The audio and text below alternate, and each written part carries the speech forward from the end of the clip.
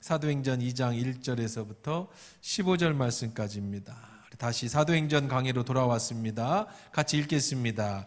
오순절 날이 이미 이름에 그들이 다 같이 한 곳에 모였더니 호련히 하늘로부터 급하고 강한 바람 같은 소리가 있어 그들이 앉은 온 집에 가득하며 마치 불의 혀처럼 갈라지는 것들이 그들에게 보여 각 사람 위에 하나씩 임하여 있더니 그들이 다 성령의 충만함을 받고 성령이 말하게 하심을 따라 다른 언어들로 말하기를 시작하니라. 그때 경건한 유대인들이 천하 각국으로부터 와서 예루살렘에 머물러 있더니 이 소리가 나매 큰 무리가 모여 각각 자기의 방언으로 제자들이 말하는 것을 듣고 소동하여 다 놀라 신기하게 여겨 이르되 보라, 이 말하는 사람들이 다 갈릴리 사람이 아니냐. 우리 각 사람이 난 곳 방언으로 듣게 되는 것이 어찌미냐.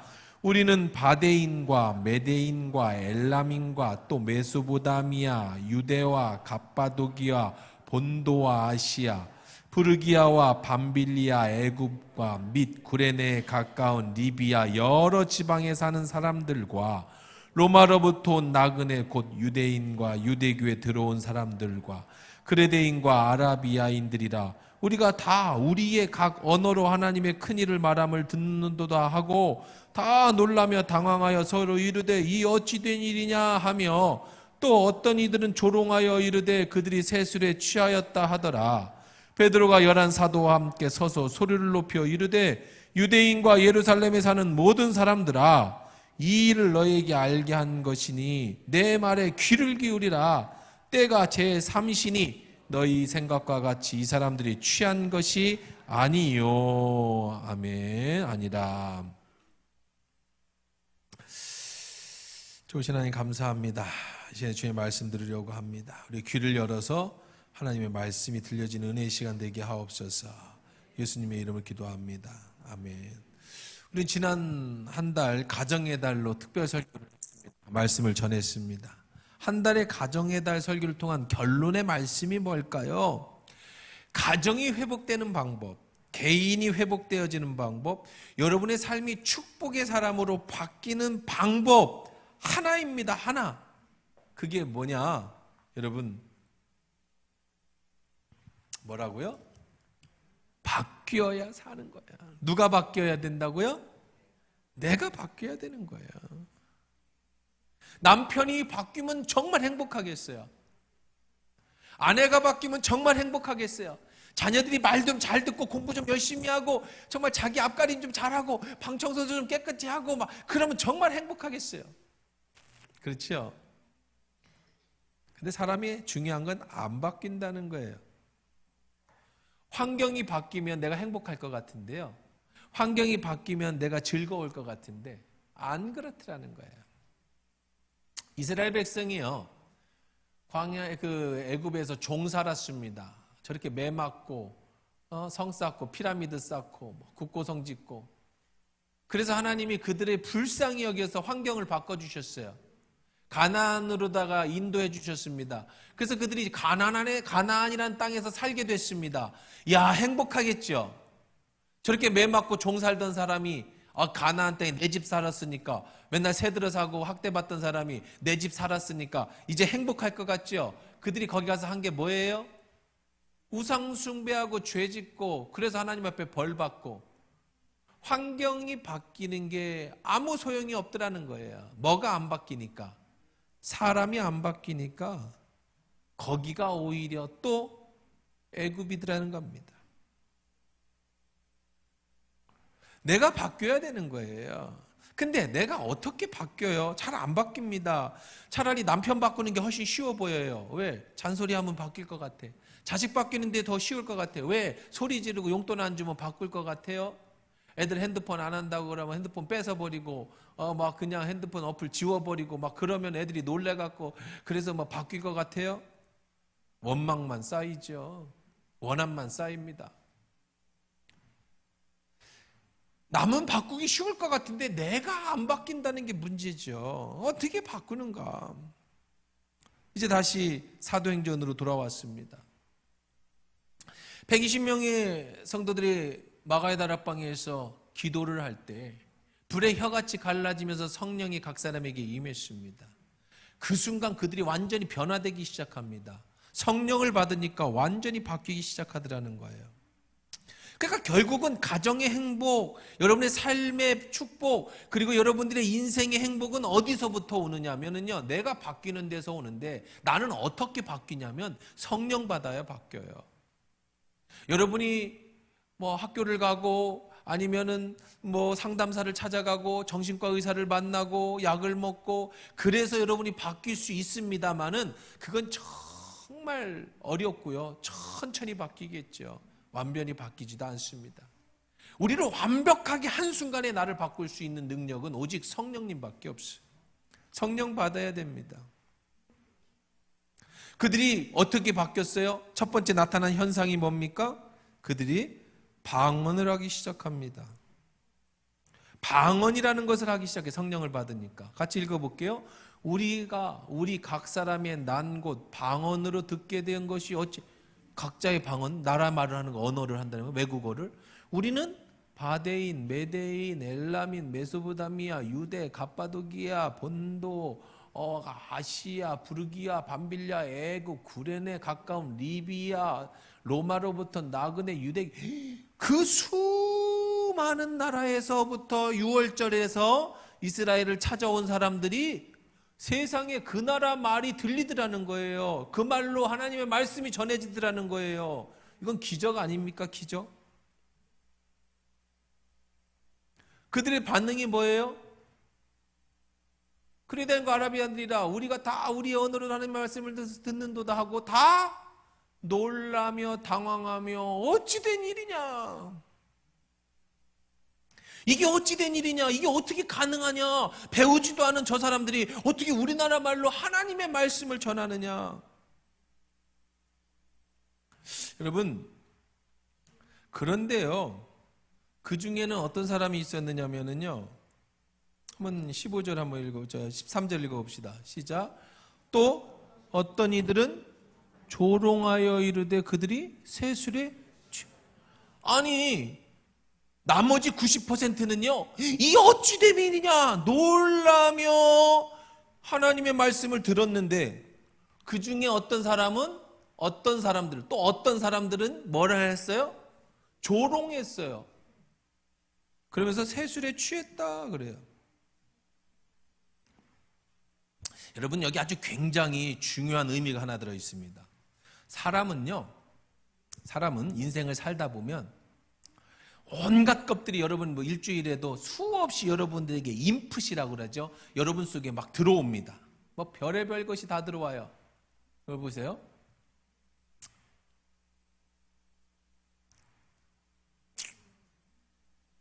네. 자, 여러분 머릿속에는요, 온갖 별의별 것들이 다 들어와요. 하루에도요, 뭐 유튜브도 머릿속에 들어오고, 회사 또 뭐 엄마의 잔소리, 아빠가 소리 지르는 거, 또 뭐 여러분이 회사에서 뭐 상사가 뭐라고 하는 거, 또 여러분이 유튜브를 보면서 여러 가지 재미있는 거, 뭐 온통 머리에 다 들어와. 인풋입니다. 오늘 살아가면서 여러분 성찬도 들어오고 목사님 설교도 들어오고 막 들어와요. 그런데요, 사람은요, 중요한 거 말씀을 드릴게요. 사람의 마음에는 필터가 있어요. 필터. 그게 다 들어와서 어디로 걸려들이냐면 필터로 걸러요. 근데 이 필터는 어떻게 만들어지냐면 여러분이 많이 들은 것으로 필터가 만들어집니다. 자, 보세요. 부정적인 필터를 가진 사람은요, 마음에 부정적인 필터를 가진 사람은 막 집어넣고 이 필터를 걸러서 여러분 생각으로, 여러분 입으로, 여러분 행동으로 뭐가 나오냐면 부정적인 게 나와요. 여러분 잘 들어야 됩니다. 요즘 좌측에 걸린 유튜브를 매일 듣는 분들이 계세요. 그러면 매일 그걸 들으면 여러분 마음에 뭐가 생기냐면 필터가 생기는데, 이게 무슨 필터가 생기냐면 음모론이라는 필터가 생겨서 전부 다 음모로 보여. 다 이 사람들이 다 이 사람들 나라가 다 뭘 해먹으려고 하고 다 나라가 이래서 안 되고 저래서 안 되고 막 그냥 삶 전부가 그냥 그렇게 보이는 필터를 왜 그러냐면 맨날 그런 걸 들어서 그래. 그러니까 가짜 뉴스도 다 그냥 그게 필터가 생기니까 세상이 다 그렇게 보여. 반대로 우측에 완전히 서 있는 사람 맨날 뭐 그런 뭐 시국 데모하고 다 빨갱이로 보여. 북한이 곧 쳐들어올 것 같아. 이 나라 곧 망해. 막 이 좌파세. 그러니까 이념간의 전쟁이 터지는 거예요. 왜 그러냐면 그들 마음에 그런 필터를 하나씩 다 가져서 그래. 그 필터는 뭘로 만들었느냐면 여러분이 계속 집어넣는 걸로 만들었어요. 그래서 여러분 듣는 게 참 중요하고요. 여러분 보는 게 진짜 중요합니다. 지난 5월 달에 우리 유튜브에 대한 얘기도 많이 했었잖아요. 여러분이 성경을 많이 읽어야 되는 이유가 뭔지 아세요? 여러분이 성경을 많이 공부해야 되는 이유가 뭔지 아세요? 여러분이 설교 말씀을 많이 들어야 되는 이유가 뭔지 아세요? 여러분의 인생의 삶의 필터를 하나님 말씀으로 만들어 넣으셔야 돼요. 그래야 온갖 잡것들이 다 들어왔어도 말씀의 필터로 이것이 걸러지고 나올 때에 하나님의 뜻대로 나와야, 그래야 여러분의 생각이, 여러분의 말이, 여러분의 행동이 하나님의 뜻에 맞는 것들이 나오는 거예요. 근데 여러분이 주일날 설교 한 번 듣는 걸로 여러분의 필터가 안 만들어집니다. 온통 일주일 내내 여러분이 보고 들은 생각하는 것들, 예를 들어 볼까요? 음란한 사람은요, 음란한 필터를 마음에 끼웠습니다. 그러니까 온통 전부 음란하게 보여요.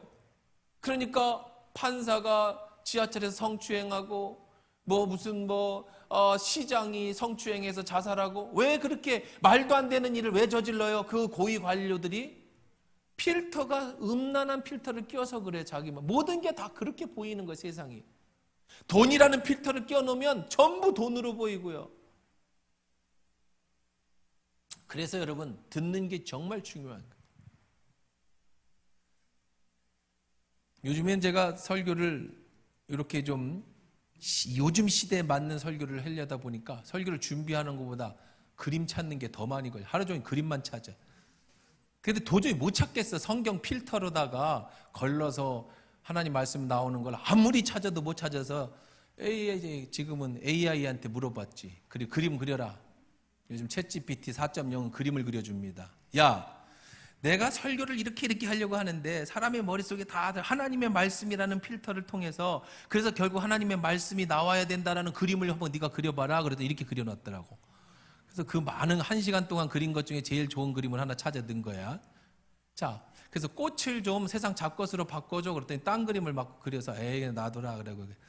저 꽃이, 저 꽃나비가 온통 여러분의 온통 세상 것들이야. 머릿속에 오늘 하루 종일 여러분이 하루 종일 만나는 사람들의 이야기, 보는 유튜브, 드라마, 텔레비, 뉴스, 이것들이 다 들어와요. 여러분 말씀이 하나님의 말씀의 필터로 잘 정화가 되면 이런 것들을 통해서 내가 어떻게 살아야 하는지, 하나님의 뜻이 무엇일까라는 것을 걸러내서 내 입에서 내 생각으로 나올 때 그 사람이 바로 하나님의 사람이 되는 거예요. 그래서 여러분 말씀을 꼭 집에서 읽으셔야 됩니다. 들으셔야 됩니다. 지금 똑같이 그들이 방언을 하는데 각자의 언어로 하는 걸 보았어요. 나머지 사람들은 놀랍다. 어떻게 저 사람들은 배우지도 않았는데 우리나라 말로 말을 하지? 그들이 말하는 건 다 복음을 전하는 내용이었겠죠. 그런데 필터로, 나쁜 필터를 끼고 있는 사람들의 생각은 온통 나쁜 생각에 부정적인 필터를 끼고 나는 생각, 사람들은 뭐라고 얘기를 해요? 저거 술 취했네. 그들이 어떻게 우리나라 말로 말하는지는 상관없어요. 그가 무슨 말을 하는지도 상관없어. 뭐만 보여? 저 술주정뱅이밖에 안 보여. 왜? 자기 마음에 그런 필터만 꽂혀 있기 때문에 그런 거예요. 비난합니다. 놀라고 당황스러워야 되는데 그들이 비난을 해요. 베드로는 그들의 필터를 고쳐주죠. 아니다.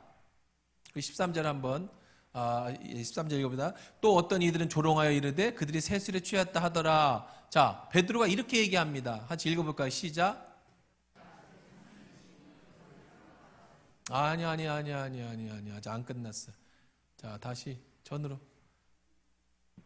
자, 다시 읽읍시다. 시작. 때가 제 삼신이 너희 생각과 같이 이 사람들이 취한 것이 아니라.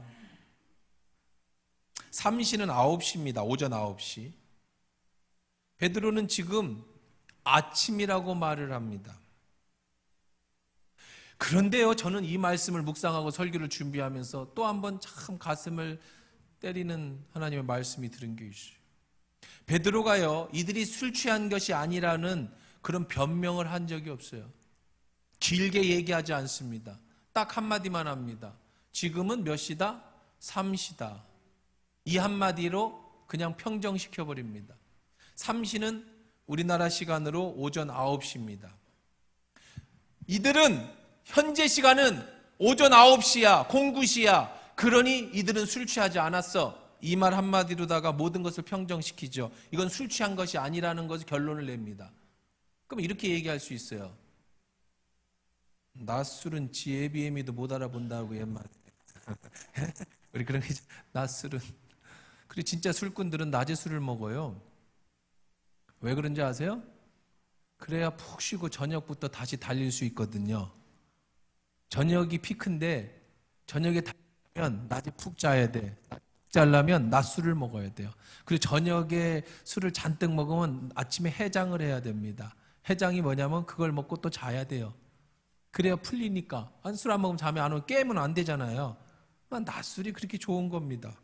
그러니 나쁜 필터를 낀 사람은 이렇게 얘기하겠지. 야, 낮에 술 먹는 게 뭔데? 먹을 수도 있지.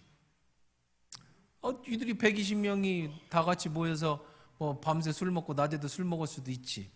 그렇게 생각할 수 있겠죠. 근데 아무도 그렇게 생각하지 않습니다. 왜 그렇게 생각하지 않느냐면 히브리인들의 문화를 보시면 알아요. 우리는 우리나라 문화가 있죠. 우리나라 술 문화가 있습니다. 제가 독일에서 오신 목사님, 장로님 그 당시에 2분인가 15분을 모시고 우리 노예하고 루드비스부르크라고 하는 독일에 그런 노예하고 자매결의를 맺어서 우리가 오고 가고 합니다. 그때 이제 그분들이 오셨을 때 제가 한 열흘인가 이렇게 그 서울하고 부산을 모시었어요. 제가 통역을 하면서. 근데 그분들 재밌어요. 독일 목사님, 장로님인데 5시 되면 일 안 합니다. 우리가 막 이렇게 교회 탐방을 하고 시설 탐방하고 하잖아요. 5시 되면 이제 더 이상 안 해요. 오늘 일과 끝났다는 거예요. 우리는 밤새도 가잖아요. 근데 일과 끝났대. 그리고 5시에 맥주 마시러 갑니다. 목사님, 장로님들이 맥주 마시러 가요. 걔들 문화예요. 그리고 그 사람들은 돈도 많이 들어요. 호텔도 남자는 방 하나씩 다 줘야 됩니다. 남자가 둘이 한 방에 들어가는 건 100% 동성연애예요. 그렇기 때문에 이 사람들 모시려면 호텔도 방 하나씩 줘야 돼. 그리고 더 충격적인 건 5시 되면 맥주 마시러 간다는 거예요. 그래서 장로님하고 목사님하고 짠하고 맥주 마셔요. 근데 절대 취하는 법 없습니다. 그들이 맥주를 마시는 이유는 그들 문화예요. 한 잔, 2잔만 마셔요. 그러면 왜 마시느냐? 마시면서 대화를 합니다. 오늘 하루 있었던 일을 반성하고 서로 교제하고 웃고. 그래서 8시, 6시, 7시 저녁 먹고 한 8시쯤 되면 들어가 자는 게 그들의 그냥 일과야, 일과. 매일 그렇게 맥주 한 잔 먹고 자는 거. 그들의 삶이에요. 만약에 취하면 어떻게 되냐? 그 사람은 인간 취급을 받지 않아요. 대인관계가 무너집니다. 미국도 그렇습니다. 이 사람들을 뭐라고 부르냐면 알코올 중독자라고 불러요. 그래서 얘들은 알코올 치료센터로 보냅니다. 그러니까 미국 사람 눈으로 볼 때, 독일 사람 눈으로 볼 때 우리나라의 대부분이 알코올 중독자인 거예요. 저녁에 먹으면서 취하는 건 알코올 중독자만 취하지, 유럽이나 미국 애들은요, 한 잔을 먹는 건 뭘로 먹는 거냐면 기분 좋게 먹는 거죠. 그래서 우리나라 선교사가 우리나라 와가지고 이 교회에서 장로들이 막걸리 먹고 다 쓰러지는 걸 보고 금주 금연을 우리나라로 정해버린 겁니다. 그래서 우리나라 기독교는 금주 금연을 전통으로 여기죠. 이게 독일의 문화예요. 히브리 문화는 어떠냐면요, 유대인의 문화는요, 예수님 시절의 문화는 똑같습니다. 이들은 포도주를 마셨습니다. 술을 마셨습니다. 오늘 성찬도 포도주를 했죠. 술이었습니다. 최후의 만찬, 떡과 포도주로 만찬을 했어요. 6월절 만찬을 예수님이 하셨던 걸 기념하는 거예요. 그러니까 우리는 우리나라 문화 속에서 왜 포도주를 마시지? 라고 하는 문화가 올 수 있어요. 이게 좀 안 맞으니까. 그런데 유대인들은요, 똑같습니다. 이들은 체면을 목숨처럼 여기는 문화예요. 체면이 상하는 건 자기의 목숨을 내놓는 문제입니다. 그런 민족이에요, 이 유대인들이요. 그러니까 술을 취하는 일은 없습니다. 그래서 베드로가 얘기합니다. 지금 낮 9시야. 니들이 생각하는 것처럼 이들이 취한 게 아니다. 이 말이면 모든 사람이 다 수긍하는 거예요. 취한다라는 건 인간이길 포기한다는 얘기인데 주변에 그런 사람이 많지가 않아요. 그 예가요, 아주 대표적인 예가 노아의 얘기입니다. 노아가 홍수가 난 뒤에 이제 땅이 물이 다 빠졌고 그 해에 농사를 졌습니다. 그래서 그 다음에 이제 몇 년이 지나서 포도를 땄습니다. 정말 감격스러운 일이죠. 그래서 즙으로 포도주를 담갔는데 너무너무 감격스러워서 그런 나머지 술을 많이 마셨어요. 누구랑 마신 게 아닙니다. 혼자 마신 거예요. 혼자 저녁 먹고 술 한 잔 먹는다는 게 과음을 했어요. 그래서 더워서 그냥 잠들었는데 너무 덥다 보니까 옷이 벗겨진 거예요. 여러분, 우리처럼 이런 옷이 아니에요. 그 당시에는 그냥 하나 덮는 거예요. 그러니까 술 먹고 어떻게 됐다는 거예요? 이게 벗겨졌다는 거예요. 어우 더워 하고 덮었다는 거예요. 여러분, 우리나라 문화 속에서 술 먹고 더워서 옷 벗는 게 뭐 큰 문제 아니죠. 그럴 수 있잖아요. 아버지가 그러면은 아이고 아버지 과음하셨네 그럴 거 아닙니까? 그런데요, 함이라는 아들이 나가가지고 형대한테 아버지가 술 먹고 옷을 벗고 계셔. 왜 이게 놀랄 일이었을까요? 이건 인간이 도저히 해서는 안 된 일을 한 겁니다. 사람이 술 먹고 체면이 떨어지는 일을 하는 건 아버지라도 정말 부끄러운 일이죠. 그래서 놀래서 형들한테 동생한테 얘기를 했어요. 그랬더니 셈과 야벳이 어떻게 합니까? 뒷걸음질 쳐서 아버지 어떻게 하죠? 이불을 이렇게 덮어주죠. 그거 뭐예요? 그렇죠? 별거 아니죠. 근데 노아가 일어나서 함을 저주하죠. 그래서 함의 자손이 저주를 받습니다. 셈과 야벳의 자손은 축복을 받습니다. 바로 이게 이런 문제가 있는 거예요. 우리 문화하고는 전혀 맞지 않아요. 아버지의 수치를 이야기한 게 함의 큰 죽을 만큼 저주를 받을 만큼 잘못한 일이라는 거예요. 잘못은 노아가 했죠. 그 정도로 그들은요, 지금이 오전 9시야 그러니 술 먹지 않았어 라고 하면 다 믿어주는 사회, 그게 전통인 사회예요. 저는 이 말씀을 묵상하면서 한국교회의 가장 큰 문제가 뭐냐, 목사인 내가 가장 큰 문제가 뭐냐, 성도들 여러분의 가장 큰 문제가 뭐냐, 우리의 정체성을 잃어버렸다는 거예요. 이 사람은 그리스도인이야 라는 말 한마디만 하면 무조건 믿어주는 사회. 경찰서에 가서도 이 사람이 기독교인입니다 하면은 그 사람이 어떤 혐의가 있어도 기독교인은 그러지 않을 거야 라고 믿어주는 사회. 우리 초창기 기독교는 그랬습니다. 평양 대부흥운동이 일어나고 난 뒤에 은혜 받고 성령 받았던 사람들이 이 사람이 기독교인이야 그러면 무조건 다 외상으로 줄 수 있었던 시대. 왜? 그들은 기독교는 절대 돈 떼먹는 일이 없으니까. 지금 낮 3시, 오전 9시니까 이제 술 먹지 않았어 라고 하면 모든 사람이 다 믿어주는 그런 사회인 것처럼 말이죠. 근데 이 시대는요, 어디 가서 내가 목사라는 게 부끄러워요. 어디 가서 내가 목사요, 내가 장로요 말하는 사람은 99% 사기꾼입니다. 지금 그렇게 얘기하기도 부끄러운 시대가 됐어요. 세상이 그리스도인이라면 손가락질하고 오히려 불쌍히 여기고 우리를 이상한 눈으로 보는 시대가 됐어요. 왜요? 우리가 그리스도인의 정체성을 잃어버렸기 때문이에요. 사랑하는 성도 여러분들이요, 다른 거 없습니다. 여러분이 엄청나게 하나님의 큰 일을 이룰 수 없다는 거 알아요. 여러분이 뭐 무슨 엄청난 대단한 일을 이루지 못한다는 것도 압니다. 그러나 우리가 해야 될 일이 하나가 있어요. 그리스도인의 정체성을 가지십시오. 예수님 때문에 손해보시고요, 예수님 때문에 참으시고요, 예수님 때문에 거짓말하지 마시고요, 예수님 때문에 당당하고, 예수님 때문에 여러분이 세상 사람들이 여러분을 볼 때 저 사람 그리스도인이야, 저 사람 교회 다녀, 저 사람 장로래, 저 사람이 집사래 라는 말 한마디면 여러분이 어떤 사람인지를 드러날 수 있는 사람 되시기를 주의 이름으로 축원합니다. 그게 우리의 정체성인 거예요. 우리는 그걸 잃어버리고 살고 있기 때문에 그렇습니다.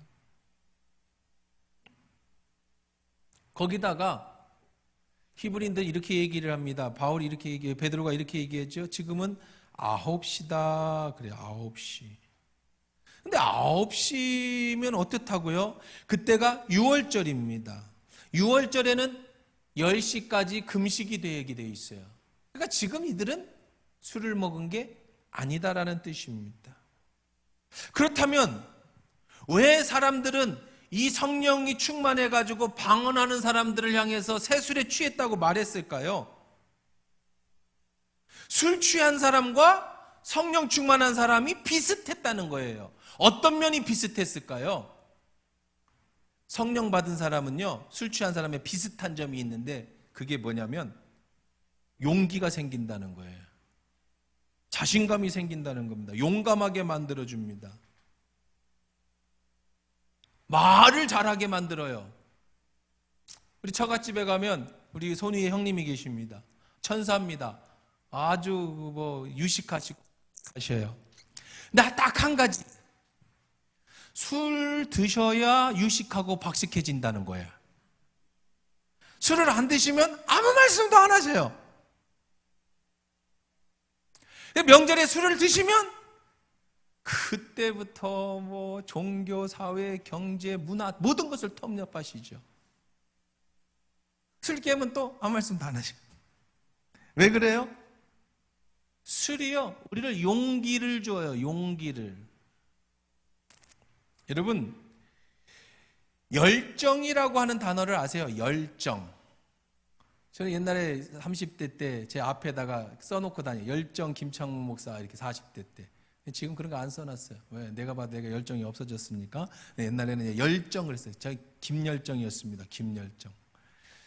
열정이라는 단어는요, enthusiasm이라는 영어 철자입니다. enthusiasm.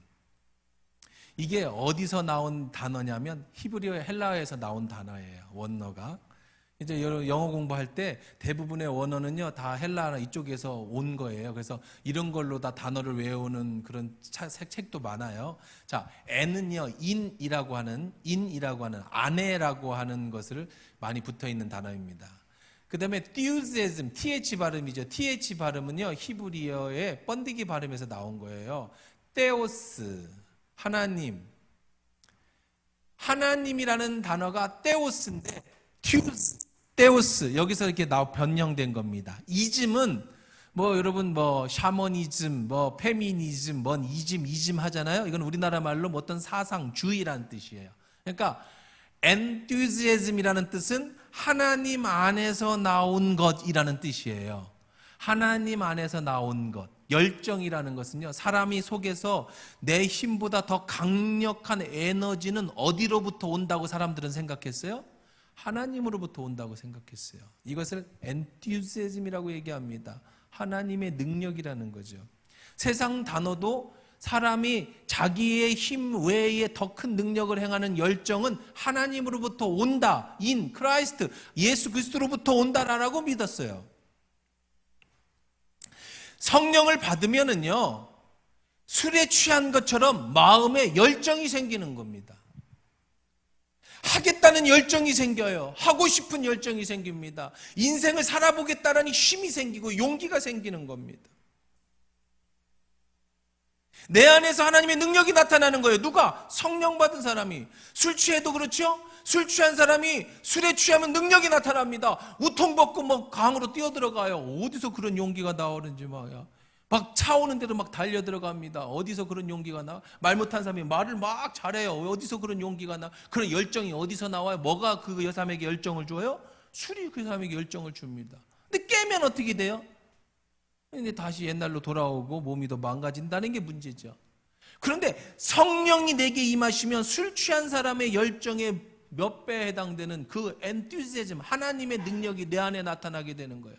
그래서 삶이 열정적인 사람, 사업을 해도 하나님의 능력 받아서 성령 받아서 하는 사업, 성령 받아갖고 하는 영업, 성령 받아갖고 하는 직장, 성령 받아갖고 하는 공부, 그 안에 뭐가 생기는 거예요? 하나님이 주시는 열정이 생기는 거예요. 열정.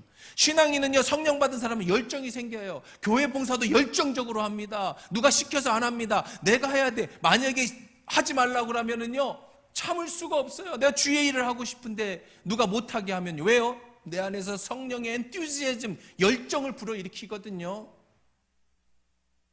예레미야 20장 9절입니다. 같이 읽어봅시다. 시작.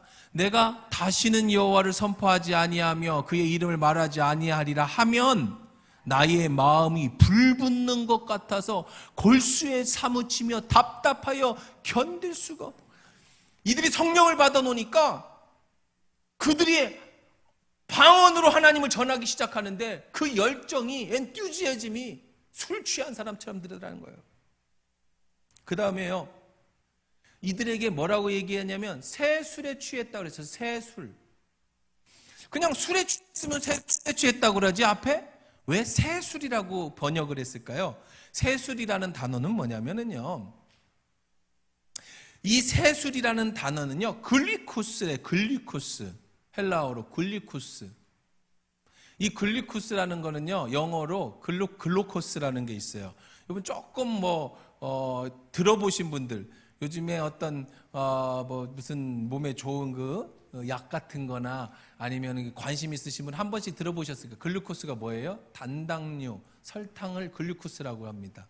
그 중에서 이제 건강한 몸에 좋은 단당 이런 것들을, 당이 여러 종류가 있어요. 그 중에서 하나로 이루어진 당을 글루코스라고 하는데, 이 글루코스가 원래 헬라어 단어 그루코스입니다. 새 술이라고 하는, 뉴 와인이라는 뜻입니다. 새로운 와인. 원래 술이라는, 와인이라고 하는 단어는 따로 있습니다. 이 단어는 오이보스라고 하는 단어가 있어요. 근데 이들이 오이보스에 취했어라고 하지 않고 글루코스에 취했다 그랬어요. 이 말뜻이 다른 의미가 있어요. 이 글루코스라는 뜻은 뭐냐면 달콤하다, 설탕이라는 뜻이에요. 이 사람들이, 새 성령을 받은 사람들이 얼굴을 보니까 술에 취했는데, 술 취한 것도 여러 종류죠. 술 취하면 어떤 사람은 화내는 사람, 우는 사람, 혈기 나는 별의별 사람이 다, 온갖 잡족들이 다 있잖아요, 술 먹으면. 근데 120명이 전부 술에 취했는데 어떤 표정들이, 얼굴들이 전부? 술에 취한 사람들의 얼굴이 다 어땠어요? 뉴 와인, 단 와인, 새 와인, 기분 좋은 와인에 취했다는 거야. 다 어떻겠다고? 기쁨이 충만해져 있더라는 거예요, 120명이. 그러니까 이건 보통 술이 아니고, 술도 여러 종류가 있잖아요. 이거는 우리가 보지 못했던 새로운 뉴 와인이다. 단당류, 여기서부터 영어가 나왔다고. 이 맛있는 술, 아주 사람을 기분 좋게 하는 술에 취했다. 스위트 와인이라, 스위트 와인. 여러분, 성령을 받으면 술 취한 사람은요, 술을 먹으면 기분이 좋지요. 그러나 많이 먹으면 기분이 나빠지고 싸우지요.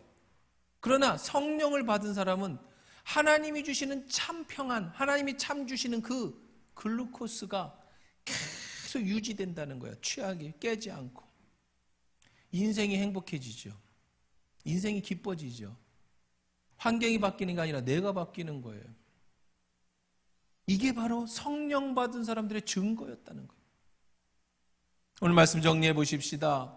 성령의 능력이 임하면 여러분의 삶이 바뀌는 거예요. 부정적인 인생에서 나는 왜 이렇게 인생이 엉망일까? 우리 집은 왜 이럴까? 남편은 왜 이럴까? 자녀는 왜 이럴까? 그러지 마세요. 여러분, 이것을 살아나는 길은 여러분이 성령 받는 길밖에 없습니다. 성령이 임하면 여러분의 삶이 바뀝니다.